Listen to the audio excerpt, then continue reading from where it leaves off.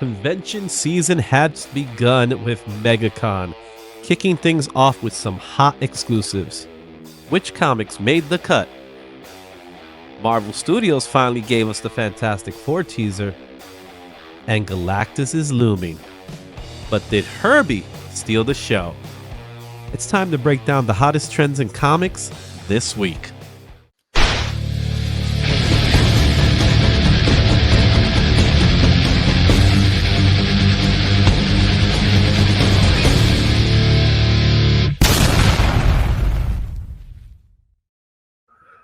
It's time for the Comic Heat Index, the top trending comics for the second week of February 2025. If you could see, I don't have any MegaCon exclusives on the top up there, Shane. What could that potentially mean? We'll see. It could be a little bit delayed because it did just end. So,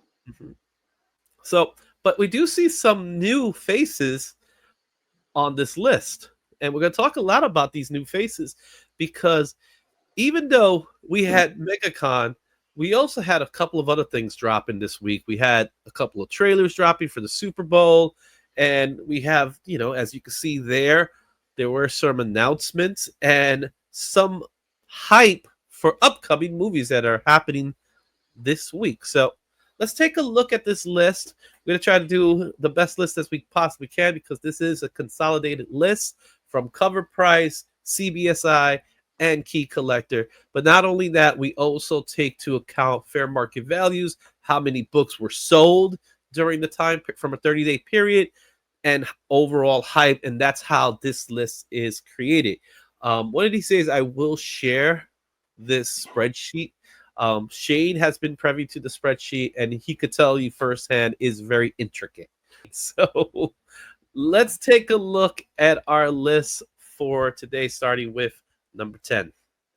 Number 10 is Fantastic Four 243. This book came out in 1982 from Marvel Comics. This book was last recorded, the last sale of this book was $70 at a 9.2.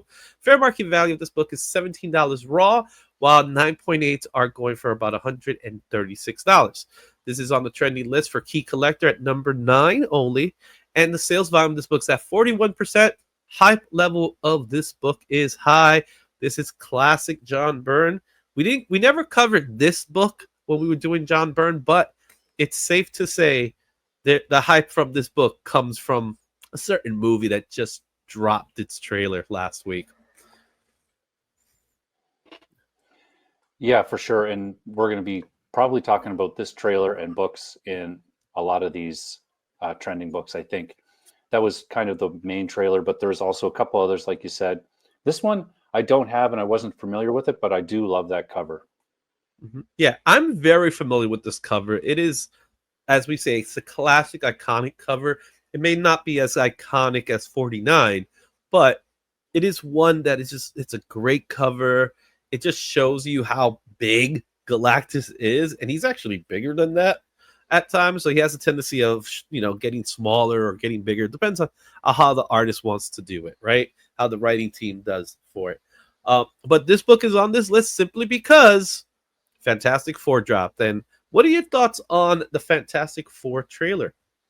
I thought it was pretty good. I mean, I'm maybe in the minority, and I don't want to cause anything by saying this, but I didn't mind all the previous Fantastic Four movies. I thought they were good as movies, not as like lore movies. But I've watched them with my kids. They like them. I haven't watched the darker one for a while, but I did watch it and thought, I don't know why this is getting beat up so much. So I'm really looking forward to this one. I thought the trailer showed you enough.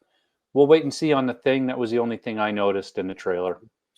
So for me, I did see all but the last one. I tried to watch the last one. I took 10 minutes and then I couldn't take it.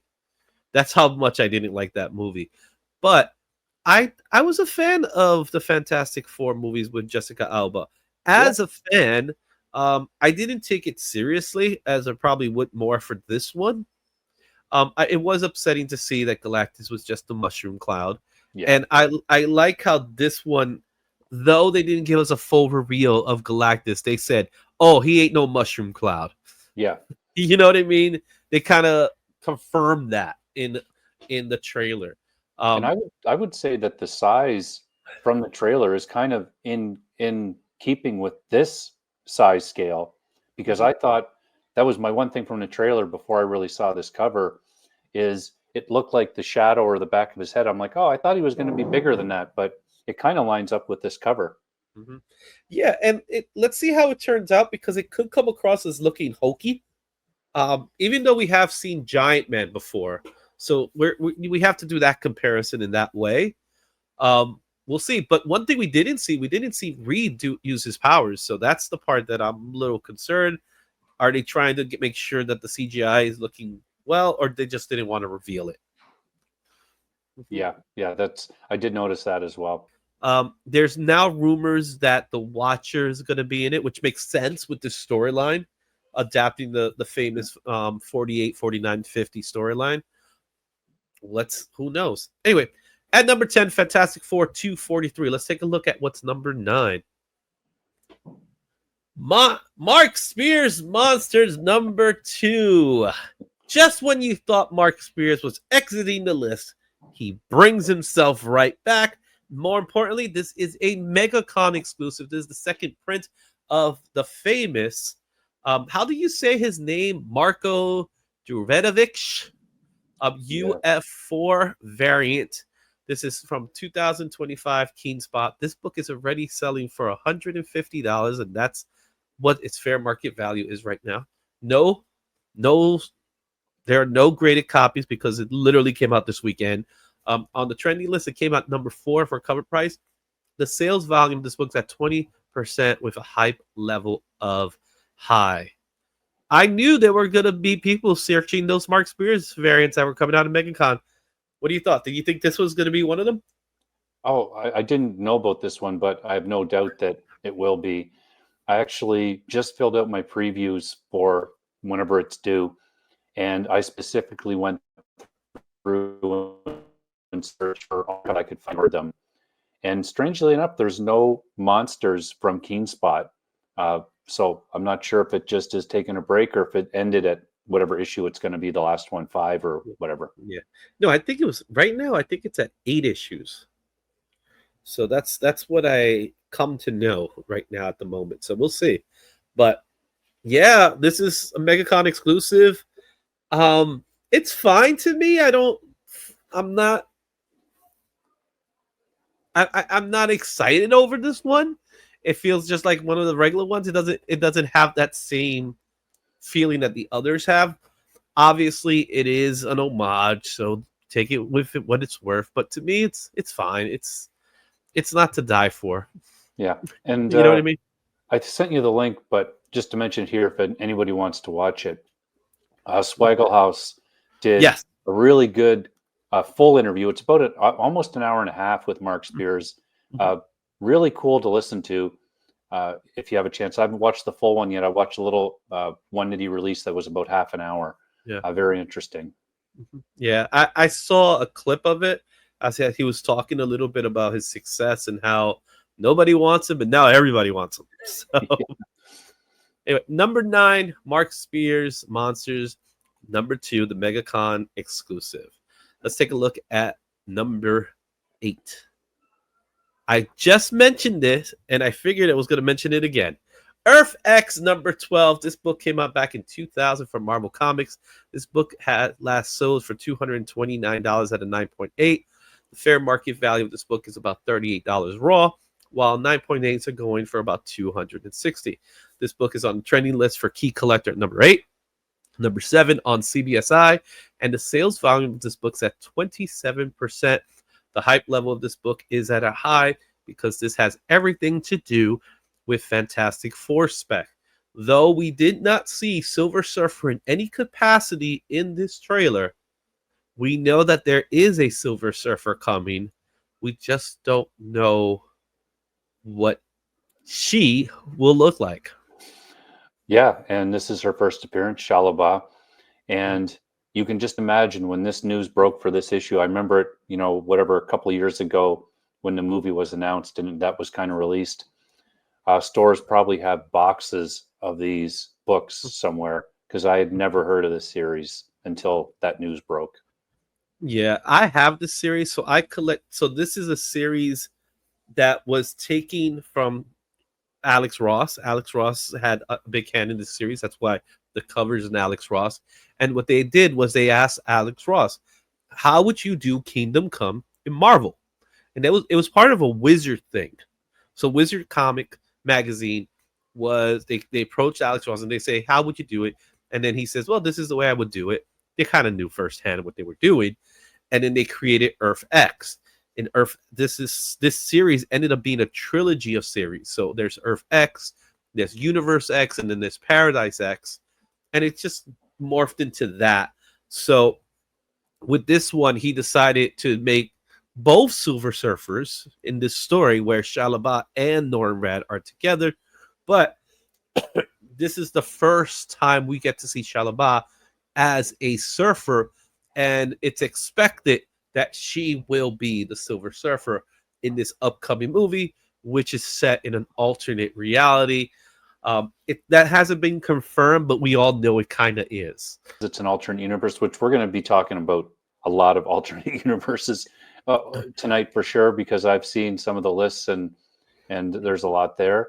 Mm-hmm. But I'm with D on that one. Like anybody that hasn't read the Mobius two-parter of Silver Surfer, just go and find it.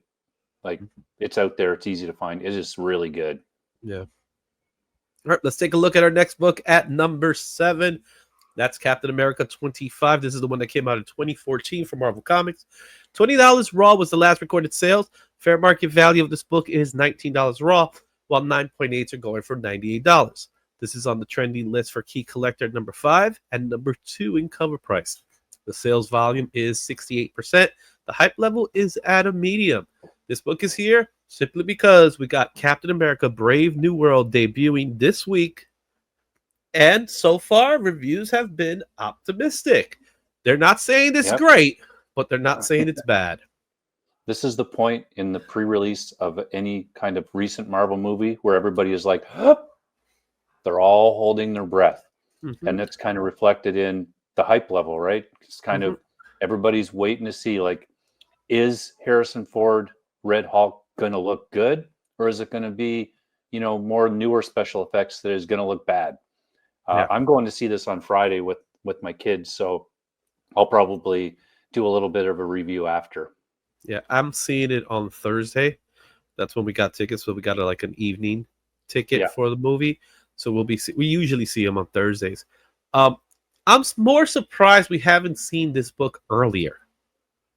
It takes it to the very last week before the movie's debut that this book's on the list. I would have figured this book would have been on the list a lot sooner. We've been getting more Red Hulk covers than anything. And even at one time, we even got the Serpent Society, which ended up being, they got shafted, but nothing on the leader who's in the movie. And nothing, and this book itself, it's not really, until now, it's not trending. It wasn't trending. Yeah. So I'm a little surprised by that. Yeah, and I don't know if that was kind of everybody taking a step back when all of the news of the reshoots and the extensive kind of rewriting was going on. Mm-hmm. So I think there's a little bit of trepidation by people in the market wise anyway, to wait and see how it performs. Mm-hmm. Yeah, so we'll see. Captain America 25, number 7 on our list. Let's move on to number 6. Spawn 360, the MegaCon 25 sketch variant. This book came out in 2025, this weekend, in fact, for Image Comics. $91 raw was the last recorded sale. The fair market value of this book is at $88 raw. This came in number 10 in key collector and number 10 in cover price. Wasn't even available when CBSI did their list. The sales volume of this book is at 62%, and the hype level is high. This is our second MegaCon exclusive book. Yeah, and you can't lose right now with the black and white exclusive, whether it's a ratio or whatever, of anything McFarlane related, it seems. This is a great book to show a sketch cover. So it's the Brett Booth sketch cover of 360. It was being sold by MegaCon. It was available to be picked up for $40. And it's a Spawn comic. Like most Spawn comics during a convention, they sell out. Yep. And especially this one, because it's the first one that McFarlane takes over the writing duty. So it's kind of the start of a new thing. So it's a great point, and it's kind of in the media that way. So it's also adding to the hype level. Exactly. So go check it out. Do you think it's going to maintain the prices that it's holding right now? This is one of those ones that I'm sure they printed a bunch of them, and most people going to MegaCon are not going to be destroying stuff they're buying, or but it'd be interesting to see if they let us know how many they actually printed. I mean, that would kind of have a bearing on it for sure. Well, the other thing with Spawn is a rare case where they usually maintain their value. Usually. Most of those books maintain. Now, with all books, there's like a super hype around it. So therefore, it will dip a little bit. However, I don't see it dipping too much because, again, the Spawn fan base is huge. And they want everything. Yeah, and those books, those previous ones, like the ratios and the other black and white, they're still holding strong, like the Gunslinger and the other McFarlane limited one. Let's take a look at number 5. Your Friendly Neighborhood Spider-Man #1. This came out in 2025. Marvel Comics, $14 raw was the last recorded sale. The fair market value of this book's at $10. There's no recorded slabs at the moment. This is on the trending list for CBSI for number 6 and number 5 in CovrPrice. Sales volume of this book's at 111%. The hype level is at a medium. We are 4 episodes in. I'm enjoying it. Izzy, I got to tell you, I think I sent you something, but man, I just kind of binged watched everything. I think there's one more. I think there's 5 now. And it is awesome. I love it. Like, I think it's really good. I actually bought the song, the opening song, the theme off of iTunes, because it is a great mix of the 67 show, which I grew up on, and newer type of stuff. I just think it's great. And it's really cool to watch it. Knowing that it's in an alternate universe, like I said earlier, this is another book that they've kind of twisted things a little bit. And, you know, it's 5 episodes in, so I think we can say Norman Osborn's in it. And he's not the character that you expect, but you expect him to be that character. So it's just like, every time I show him, I'm like, is this when he's going to turn? Is this when? But as we're watching it, you know, without giving too much away, we know Norman Osborn's character, right? His role in this show in comparison to the MCU. But then he does it twice. So when they did it again for it, when, you know, he finds something, he learns about something, right? And I'm watching it, and then my wife is looking at me, and we had the exact same thought. Is he the guy in the chair? You know what I mean? And it was like, wait a minute, they just pulled that one off too. So you have that parallel as well. What I'm enjoying about the story is I'm seeing new characters in it. So I don't have any investment on those characters, but I'm enjoying the show for what it's worth. As well, one of the things I did notice, they have like the wallpaper with Spider-Man, and he's in that Future Foundation costume. Yep. But behind him, you have the Slingers, which is these alter ego costumes that he was wearing during the time that, you know, he couldn't be Spider-Man. Yep. So when those episodes drop, would those books be spec books? I hope so, because I own them. I saw them. I was like, wait a minute. There's lots of no one's seeing this. Yeah, there's, you know what I mean? Easter eggs. And the thing I when you were saying that, it reminded me, like, I think the thing that I like the most about it is how well written Peter Parker is. He's a kid, But again, this is an early episode, so it's not really spoiling anything.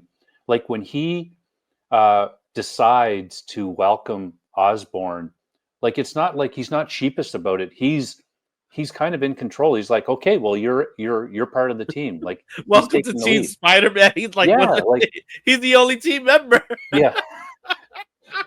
I just thought it was really well done. Like his character, the relationship with his aunt, like all that stuff, I just think is really well done. And I don't know why, for whatever reason, that more people aren't talking about this show. I just don't like, I feel like I have to go now and do something about this show because I don't see anything about it. I just think Yeah, it's really good. and it's one of those things like he's not in his, his traditional costume, but you're starting to see the elements of that happening in the show. Yeah. And that's the thing that stands out. And I'm the first one to say I'm not a fan of this costume that he's wearing, but I see what they're going for and where they're taking this. So he will eventually get his costume. The only thing that I'm curious about is really, are they going to do the great responsibility line? Because he doesn't seem to have it here. We know what I happened think, in the movie. yeah, I think that it's already happened. They just haven't revealed it yet. And I think that's going to be one of the great things. And again, it goes to the writing of the character now, because every once in a while he'll drop a little hint about why he's kind of doing it. And again, going back to the scene with Osborn and him, where he turns him down in the restaurant, and Osborn's like, whoa, like, okay, I respect that. Mhm. Like, so I think that it's already happened. Whatever happened with Uncle Ben has already been done. They just haven't shown us, which I Well, think is cool too. and to your point, there have been glimpses, right? That there was the conversation between him and Aunt May in the car where they mentioned Ben, and the only thing you really saw was her ring sparkled, Yeah. right? That was intentional, of course, right? The ring and then the little tear, and then that's when all of us got lemons. When she's going to, she's going to give away the stuff, and they showed the jersey, Yeah. the bowling shirt, and it said Ben on Yeah. it. So we are seeing glimpses of that. We are seeing in the opening credit scene the wrestling match and little things that led up to that moment. So Yeah. I'm excited for it. I think the show is great. It's fun. The animation, I'm still not 100% on it, because there's moments where I'm like, I just don't like the way hair looks in this cartoon. But that's a minor nitpick on my part. Yeah. And as for the book, I have enjoyed it. I've bought all of them. I've read them. I think it's a good companion to the show. I definitely liked reading them before I watched the show. Mhm. I don't know what their plan is. I think it's maybe 5 issues or something like that, because Yeah. it's supposed to fill in some gaps, which is great too. The animation, I do agree with you. It's kind of growing on me, and I thought the same thing about the hair. I'm like, I don't know, but it is consistent, though. That's Mhm. what I do appreciate. Yeah. So there you have it. Number 5, Your Friendly Neighborhood Spider-Man #1. Let's take a look at number 4. He didn't leave yet. Spawn 356, the Mark Spears variant. This book came out in 2024 for Image Comics. This book was $20 at a raw. Fair market value of this book is $31 raw. 9.8 is still commanding $56. I'm a little shocked by that. So we still haven't seen Slab Cell yet. It is on the trending list for CBSI at number 4. What's keeping this book on this list really is that sales volume of 194%, which of course, because it's Spawn and Mark Spears. And because we keep talking about it. We keep talking about it, and everybody keeps talking about it. Swagglehaz is talking about it now. The hype level is high for this book. This is the rare occasion where this book is hot for 2 reasons, not just one. Yeah, and if I remember, I'm going to try to remember. I am going to look for a 9.8 that I can get in Canada, and if I can get it anywhere near that price, I'm just going to buy it. Yeah, it's gonna be. I think it's gonna be hard. I think they're actively selling them now because the book exists. Yeah. In 9.8, it's just that it hasn't really sold just yet, because it would have been on the list by now. Mm-hmm. So there you have it. Spawn 356, Mark Spears, number 4. At number 3, Magic the Gathering, The Shadow Maze, number 1.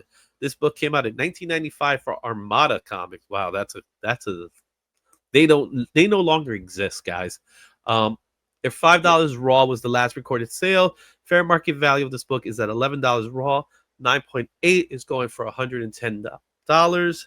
Trending list, number 3 in Key Collector, number 2 in CBSI, number 3 in CovrPrice. The sales volume is 85%, and the hype level is low. I'll tell you why it's low. Because it's not selling. It was option, and there's word now that they're going to be making some properties out of it, and this is an option buy. So word got out, and now the book is selling, but there really aren't that many sales for this book. And if the book is $5. Yeah, if you're a fan, especially compare this one to the Spawn book, it's about a 10 times value increase for the 9.8, whereas the Spawn is 2 times. It's barely the cover cost. So if you had some of these, and they're supposed to be doing like a whole universe type thing, and if that happened to blow up, there is people that really like this stuff, and it's a tie-in with a different property. So for this price, again, we say it all the time, but if I'm standing in a room and I can pick up this book for $11, I'd pick it up. Here's something that you need to know that a lot of people don't know about this book. This book might actually sell better raw than it's slabbed. And here's why. The book came polybagged with a Magic the Gathering card attached to it. That makes it complete. If it's on a slab, the card is missing. And the people that are probably going to be buying this book are going to be the ones that want the card. So therefore, the slab is not going to matter. Do you know, is it a random card, or is it the same card in every issue? Last I heard, it's the same card. It's the same card. And it's for those people who play Magic. I don't. It's an okay card. It's not like I got all this power now. Whatever, again, I don't play Magic, so I can't tell you what it is. I got friends that play Magic. I just don't. I got invited to play Magic, and I was like, you know what I mean? Not my thing. Not my cup of tea. Number 3, it's time for number deuce. And we're going to Fantastic Four 49. This book came out in 1966 from Marvel Comics. The last recorded sale of this book lasts $4,750 at 9.0 PGX. Fair market value of this book is $626 at a very good, while 4.5 are going for about $566. This is number 1 on Key Collector, number 3 in CBSI, not on CovrPrice, surprisingly. And the sales volume of this book's at 69%. The hype level of this book is at a high. This is classic blue chip Fantastic Four cover. Great cover. Yeah, it's a Kirby one too, right? Absolutely. Yeah, I figured. I love it. If I could get like just like any of those early superhero runs like Thor or this or X-Men, like of course you want like the first 10 issue. Every issue is important and looks awesome. So yeah. And this cover, man. This has got to be one of the best covers Kirby has ever did. Yeah, I like a lot of his covers. I really like Demon #1, I think, is another great one. Yeah, Demon #1's a great one. This one's a great one. New Gods #1, I think, is one of his best covers. Yeah, I like that one too. Incredible Hulk 1, of course. Yeah. But there's something about this cover that's just so perfect to me. You know what I mean? Could need a Kirby spotlight, Izzy. We'll see. Oh, gosh. We'll be here forever if we did a Kirby spot. Could take 6 hours. It's like this is part 27 of Kirby Spotlight. What could possibly be number 1 if Fantastic 49 is number 2. Maybe Jeff the Shark? Unfortunately, Jeff did not make the list, but someone else did, and that is Herbie the Robot. Fantastic Four 209 from 1979 Marvel Comics. A raw, last sold for $10. Fair market value of this book is $17 raw. 9.8 is going for about $144. This is number 2 on Key Collector, number 1 on CBSI, number 1 on CovrPrice. The sales volume of this book is at 103%. The hype level is high. Herbie outperformed Galactus. Yeah. My local shop has this book. It's just it's a really rough one. It's only like $10, or they have it as $10. It's just too much money for the condition it's in. Yeah. But Herbie, who would figure? Why is this book number 1 and not the first appearance of Galactus? I'm just saying. I found the whole thing interesting because I just learned about it when all this hype around him started, but that he originally was brought in for the show because they didn't want to have a kid on fire. Yeah, so the overall opinion was that they created Herbie for the cartoon series that they had. So they had multiple cartoon series, but in this, there was an original 60s cartoons that did feature Johnny Storm, but then they did another cartoon series, and in that cartoon series, they couldn't feature Johnny Storm because they were afraid that kids were going to set themselves on fire. That the kids were going to set themselves on fire, so they decided to nix Johnny out of the Fantastic Four, and they gave Herbie as a replacement for the Fantastic Four. And now he's an honorary, Fantastic Four member. This is the book that he makes his first appearance. Another important note about this book, and we talked about this book as well, is this is the very first John Byrne Fantastic Four book, which I think is even more important to note. Yeah, that's cool. And I definitely would pick up a better version of this book for sure. And it's like Legion says, it's a little cheaper, so it's more available to everybody. Yeah, and I picked this book up last year at a convention I was in, and I picked it up for like $10 too. So I agree, this book is outperforming because it's more affordable. So therefore, you have more sales of this book than 49. 49 has impressive numbers right now because it's selling at the price that it's selling for, and that makes it important. You guys tell me, what do you think about the ranking system? Which books do you have? Don't forget to share your thoughts in the comments, and stay tuned for next week's ranking. Will Galactus outperform Herbie? Will the Thunderbolts show up in this list, being that they showed up in the Super Bowl trailer? And what other books are we going to see in this list? More MegaCon exclusives? Who's to say?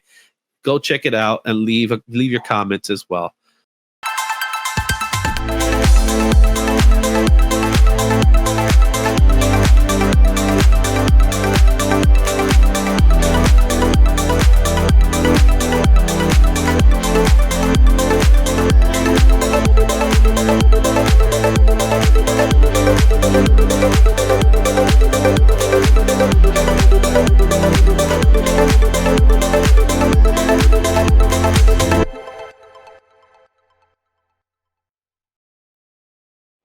Thanks for watching.